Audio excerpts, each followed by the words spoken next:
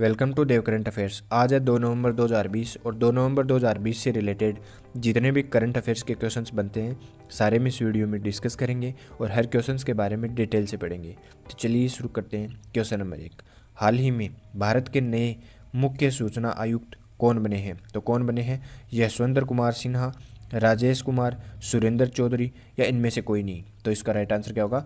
यशवंत कुमार सिन्हा। ये हैं यशवंत कुमार सिन्हा जो भारत के नए मुख्य सूचना आयुक्त बने हैं। चलिए देखते हैं नेक्स्ट क्वेश्चन। हाल ही में किस राज्य सरकार ने स्नातक चिकित्सा पाठ्यक्रमों में सरकारी स्कूलों के छात्रों को 7.5% आरक्षण प्रदान किया है? तो किस राज्य सरकार ने किया है? तमिलनाडु, उत्तर प्रदेश, मध्य प्रदेश या इनमें से कोई नहीं। तो इसका राइट आंसर क्या होगा? तमिलनाडु राज्य सरकार ने स्नातक चिकित्सा पाठ्यक्रमों में सरकारी स्कूलों के छात्रों को 7.5% आरक्षण प्रदान किया है। तमिलनाडु के राज्यपाल बनवारीलाल पुरोहित ने राष्ट्रीय पात्रता सह प्रवेश परीक्षा नीट में सफल रहे सरकारी स्कूलों के छात्रों को चिकित्सा पाठ्यक्रमों में दाखिले के लिए 7.5% आरक्षण प्रदान करने वाले विधेयक को मंजूरी दे दी है। अब बात आती है तमिलनाडु की। तो ये मैप में देखिए आप, तमिलनाडु। तमिलनाडु की राजधानी है चेन्नई। मुख्यमंत्री हैं के पलानीस्वामी और गवर्नर हैं बनवारीलाल पुरोहित। तमिलनाडु से रिलेटेड कुछ इंपॉर्टेंट क्वेश्चंस और देखते हैं। हल्दी अनुसंधान संस्थान की स्थापना भी तमिलनाडु में ही की गई। आरबीआई की रिपोर्ट के अनुसार बाजार कर्ज के मामले में शीर्ष स्थान पर तमिलनाडु है और मछली उत्पादन में भी शीर्ष स्थान पर तमिलनाडु है।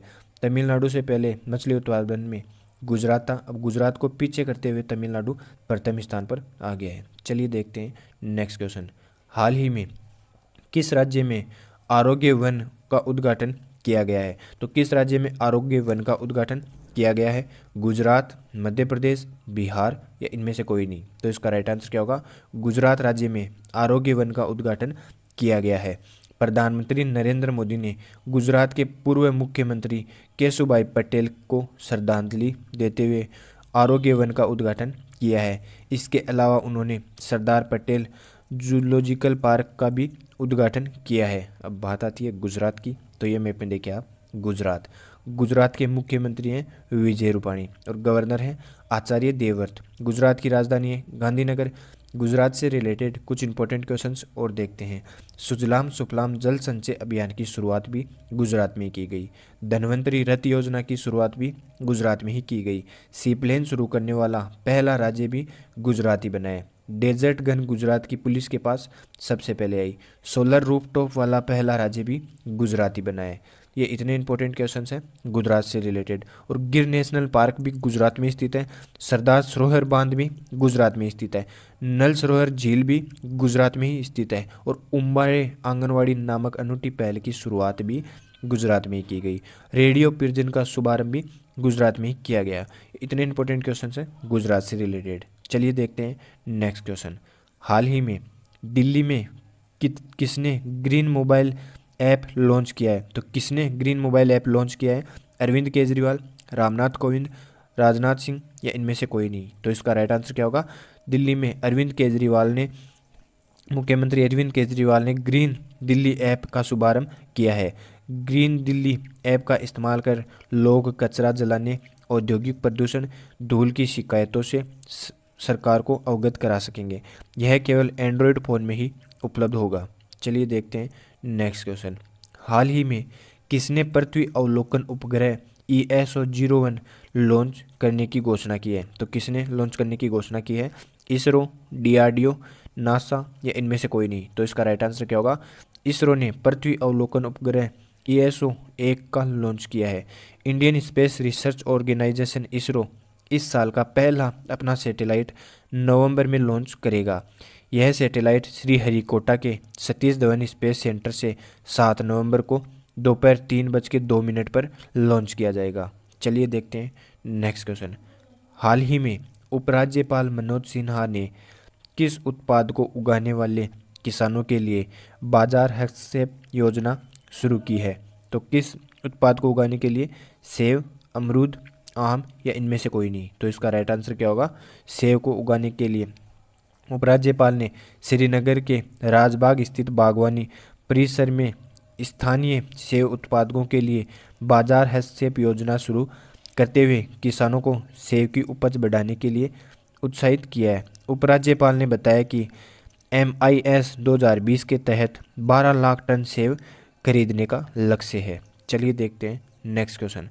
हाल ही में एशिया का सबसे सुरक्षित बैंक किसे घोषित किया गया है? तो किसे घोषित किया गया है?